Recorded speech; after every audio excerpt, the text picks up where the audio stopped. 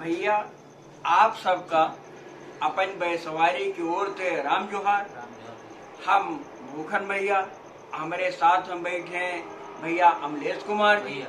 और जैसा कि आप लोगन से यह निवेदन भार है कि आपकी होली के मौका से अपन बैसवारी में बोल के अपनी कुछ कविताएं और बैसवारा से संबंधित जो उन कवि हैं उनकी कविताएं बोल के प्रसारित की। कारण यह है कि अपन बैसवारी में जौन कविताएं हैं उन कवितन का जौन शब्दन में मर्म है वह मर्म का समझे के लिए बिना बोले वह मौज नहीं आ। बिल्कुल भैया। तो भैया आज तो शुरू है, ज्यादा समय न गवावत हुए या के सबसे पहले सुमिन्नी तो सुना जाए। हाँ भैया पढ़ो।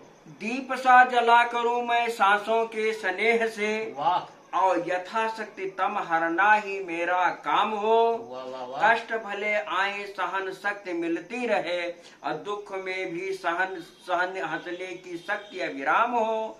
और भूखन बनू ना बनू, वाह वाह वाह। भूखन बनू ना बनू, दुखन से दूर रहूं, मन भक्ति भावना का साहस का धाम हो। वाह वाह। निज कर्तव्य पथ चलता रहूं सदैव, रोम रोम में सदैव शब्द नाम राम। वाह वाह वाह।